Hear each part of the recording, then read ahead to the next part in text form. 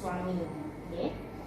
Nah, di sini saya akan susun berdasarkan efektivitasnya. Jadi yang paling efektif, oke, sampai yang kurang efektif.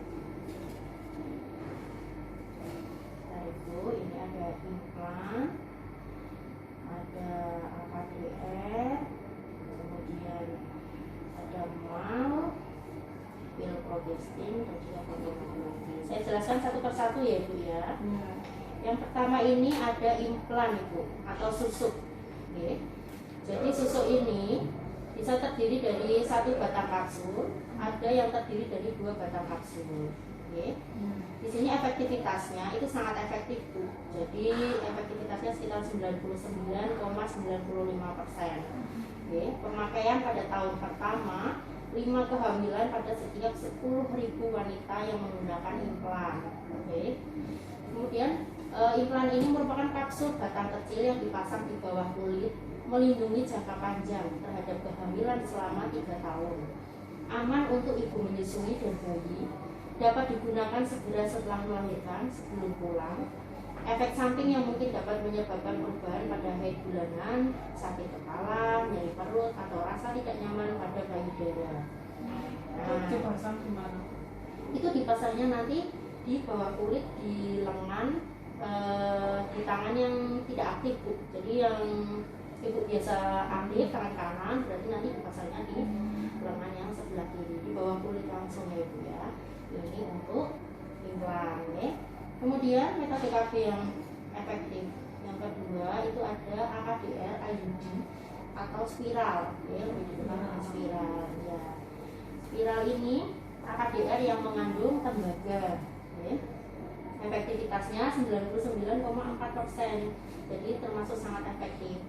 Pemakaian pada tahun pertama, 6 kehamilan terjadi dalam 1.000 wanita yang menggunakan IUD, yang menggunakan AKDR ini.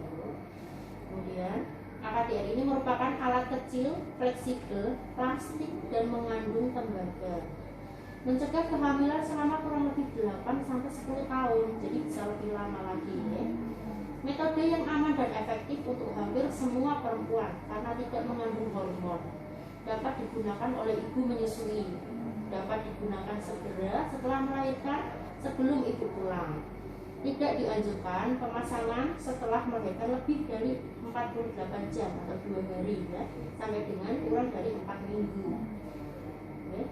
Efek samping yang mungkin terjadi dapat menyebabkan haid yang lama, sedikit kram, dan nyeri selama haid.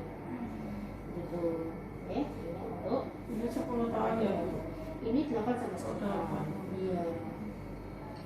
Kemudian metode yang berikutnya adalah metode menyusui atau metode aminorelatasi atau MAL. Efektivitasnya lebih dari 99%, jadi termasuk sangat efektif. Pada 6 bulan, bila 3 kriteria terpenuhi, kurang dari 1 kehamilan pada 100 wanita. MAL merupakan metode KB sementara untuk digunakan setelah persalinan. MAL harus memenuhi 3 persyaratan. 1. Belum haid sejak setelah melahirkan. Yang kedua, bayi menyusui secara eksklusif ASI saja. Yang ketiga, bayi kurang dari 6 bulan.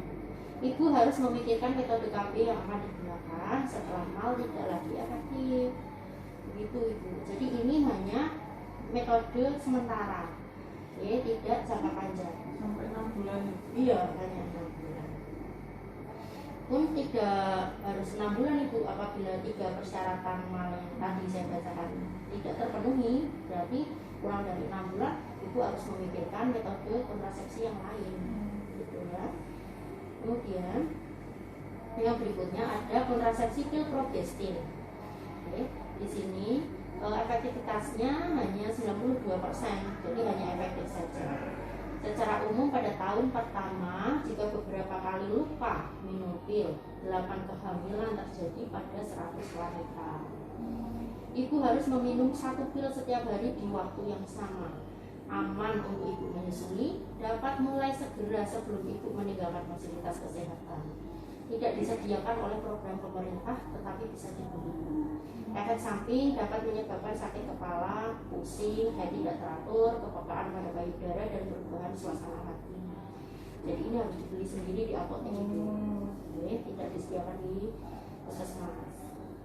Ada yang gratis ya. Gratis ini. Kemudian yang ini adalah kondom. Ini seharusnya untuk bapak ya, untuk laki-laki. Ini hanya cukup efektif saja Ibu, karena efektivitasnya hanya 85%. Secara umum dengan penggunaan yang tidak konsisten, 15 kehamilan terjadi pada 100 wanita. Terbuat dari karet lateks tipis dilapisi policin. Sebelum berhubungan seks, pasang kondom pada penis yang ereksi. Jadi alat kelamin bapak yang tegang ya. Gunakan kondom baru untuk setiap aktivitas seksual, mencegah kehamilan dan infeksi menular seksual. Kemudian memerlukan kerjasama pasangan. Jadi suami istri harus setuju dulu kalau mau pakai ini. Nah, Ibu, setelah saya jelaskan tadi, kira-kira Ibu cenderung ingin memilih metode kontrasepsi yang mana? Ini yang dari sangat efektif sampai yang kurang efektif, hanya yang efektif saja. Yang mana, Bu Kristi? Kalau kondom ini suami saya nggak mau Bu. Yang mana? Oh, kenapa? Sudah pernah Ya, pakai? iya. Kurang ini ya. Baik, saya singkirkan. Terus untuk ini yang pil kan harus beli ya Bu ya. Iya.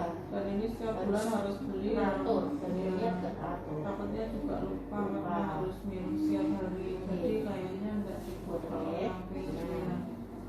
Kemudian Kalau ini yang bisa dipilih itu juga. yang emal itu karena di rumah ada simbahnya, saya takutnya juga nggak bisa kontrol simbahnya di rumah, itu dia dikasih ada, jadi kayaknya enggak Takut ya Bu ya. takut. Iya. Jadi ini kemungkinan gugur ya, nggak bisa dipakai ya. Tapi tetap dikontrol penggunaan. Iya ya, memberikan asinya tetap ya. Tinggal ini ya Bu ya. Iya, tinggal implan dan AKDR atau IUD. Ibu lebih cenderung yang mana ya? Yang dari penjelasan saya tadi. Saya kalau pakai ini masih takut Bu, dimasukkan ke rahim itu. Ke dalam rahim. Iya, masih takut. Jadi kayaknya mending ini aja Bu yang dipasang di sini. Yang implan. Yang implan aja. Oke, berarti Bu Kristi memilih implan untuk dipasang sebagai metode kontrasepsi pasca persalinan. Oke.